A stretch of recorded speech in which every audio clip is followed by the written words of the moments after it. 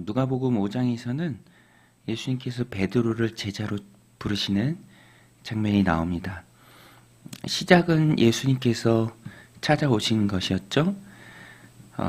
많은 사람들이 하나님의 말씀을 몰려와서 듣는 중에 예수님께서 베드로의 배에 오르십니다. 3절에 보면 예수께서 한 배에 오르시니 그 배는 시몬의 배라. 육지에서 조금 떼기를 청하시고 앉으사 배에서 무리를 가르치더니, 육지와 물 그 경계까지 많은 사람들이 몰려와서 하나님의 말씀을 주님으로부터 들었습니다. 많은 사람들이 있었기 때문에 예수님께서는 육지에서 배에 오르셨고요. 또 그 배로 조금 사이를 띄운 후에 이제 많은 사람들이 들을 수 있도록 가르쳐 주신 것이죠. 그런데 이 배가 누구의 배인가? 시몬의 배입니다. 베드로의 배죠. 베드로의 배에 예수님이 오르셨습니다. 많은 무리를 가르치시기 위해 오르셨지만 베드로 개인에게 있어서는 인생의 배에 예수님이 오신 것이죠. 많은 사람들을 가르치는 것보다 더 중요한 것은 이제 후에 예수님의 사역을 이어받아서 또 힘있게 교회를 세워갈 그 베드로를 제자로 부르시는, 그를 찾아오시고 그의 배에 친히 예수님께서 오르시는 그 장면입니다. 예수님은 찾아오시는 분입니다. 오늘 우리 인생의 배에도 예수님이 오르셨죠. 내가 예수님을 찾은 것이 아니라 예수님이 나를 찾아오셨습니다. 내가 어떻게 예수님을 찾을 수 있겠어요? 예수님이 나를 만나 주셨기 때문에 내 인생의 배에 어느 시기에 오르셔서 부르시고 또 자녀 삼아 주시고 또 일할 수 있도록 제자로 불러주셨기 때문에 우리가 예수님을 모시고 살아가는 복된 인생을 살아가는 것입니다. 오늘 이 장면이 그래요. 많은 사람들도 중요하지만 예수님의 시선은, 또 예수님의 초점은 베드로 한 사람에게 있었다라는 것입니다.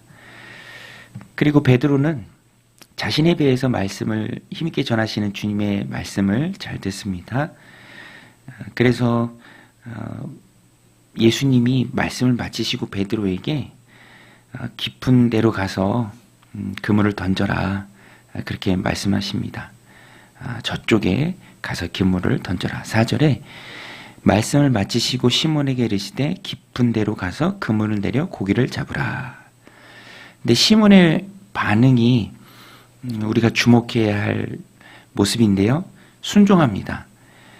원래는 그물을 다 씻고 있었습니다. 이제 날이 밝았고 또 잡은 것이 없었고 그냥 터덜터덜 그물을 씻고 정리하는 때에 예수님 배에 오르셨고 다시 그물을 내리라고 주님 말씀하시는 거예요. 5절에 시몬이 순종하죠. 시몬이 대답하여 이르되 선생님, 우리들이 밤이 새도록 수고하였으되 잡은 것이 없지만은 말씀에 의지하여 내가 그물을 내리리이다 하고, 그래서 어떤 일이 벌어졌습니까? 그렇게 하니 고기 잡은 것이 힘이 많아 그물이 찢어지는지라. 그물이 찢어질 정도였습니다.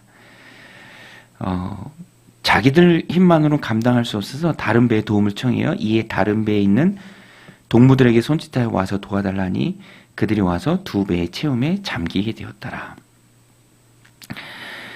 잡은 고기를 나눠 담았는데 이제는 너무 양이 많아서 배가 잠길 정도, 잡은 고기가 다시 물에 도망갈 지경에 이르게 되었습니다. 놀라운 경험이죠.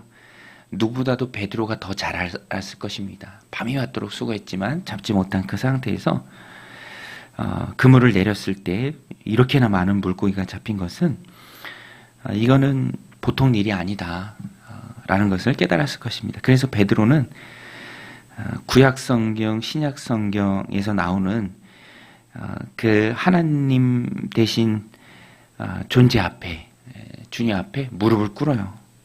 그리고 주여라고 고백하고 자신의 부족함을 고백합니다. 8절에 시몬 베드로가 이를 보고 예수의 무릎 아래 엎드려 이르되 주여 나를 떠나소서 나는 죄인으로소이다 하니. 하나님의 임재를 경험한 사람들이 흔히 보이는 반응과 똑같습니다.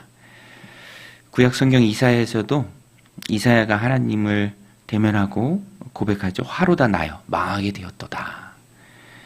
하나님 존재 앞에서 인간이 볼 수 있는 당연한 반응입니다. 너무 크신 하나님 앞에 너무 작은 자신을, 또 죄인인 자신을 고백하는 모습이죠. 그리고 예수님께 따라 나섭니다. 예수님 제자가 되죠. 10절에 보면 세베대의 아들인 시몬의 동업자인 야고보와 요한도 놀랐습니다. 예수께서 시몬에게 이르시되 무서워하지 말라. 이제 후로는 내가 사람을 취하리라 하시니 그들이 배들을 육지에 대고 모든 것을 버려두고 예수를 따르니라. 이 예수님의 제자가 되는 과정입니다.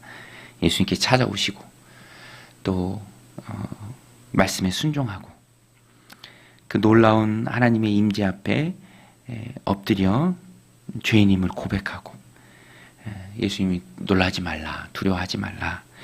내가 이제는 사람을 낚는 어부가 될 것이다. 그리고 11절에 바른 반응이죠. 모든 것을 버려두고 예수를 따르니라. 근데 주목해야 될 부분은 예수님이 시몬의 배에 오르셨을 때 그 말씀을 베드로가 참 잘 들었던 것 같습니다. 그래서 5절에 깊은 데로 가서 그물을 던져라 라는 그 말씀에 순종한 것이죠. 그래서 5절의 순종은 3절, 4절의 결과입니다. 3절, 4절에 배에 오르시고 또 말씀을 가르쳤습니다. 베드로는 자신의 배에서 말씀을 가르치시는 예수님의 말씀을 마음문을 열고 또 힘있게 전하는 그 말씀을 자신에게 주는 말씀으로 잘 받아들였습니다. 그래서 말씀을 마치시고 이제 베드로에게 명령했을 때 그 말씀에 잘 순종했던 것이죠. 오늘 우리도 이 말씀을 우리 삶 가운데 적용할 때 예수님이 우리에게 찾아오셔서 말씀을 전해주십니다. 우리 인생의 배에 오르셔서 우리에게 말씀을 전해주세요. 예수님이 나에게 찾아오시는 때는 내가 할 수 있는 것은 없습니다. 그것은 오로지 주님의 은혜죠. 그 은혜의 한가운데 있는 우리가 할 수 있는 일은 말씀하시는 주님의 음성을 잘 듣는다. 주님의 말씀을 붙든다. 내게 주시는 말씀으로 받는다. 그때 순종이 나오고 또 놀라운 은혜를 경험하게 되고 많은 물고기를 잡잖아요. 그리고 결국에는 두려워하지 말고 사람을 낚는 어부로 내가 너를 부르니 따라오라 라는 그 말씀에 순종해서 제자의 길을 가게 된다라는 것입니다. 신앙생활은 말씀을 듣는 생활입니다. 하나님의 말씀에 인생의 모든 문제의 해답이 있고요.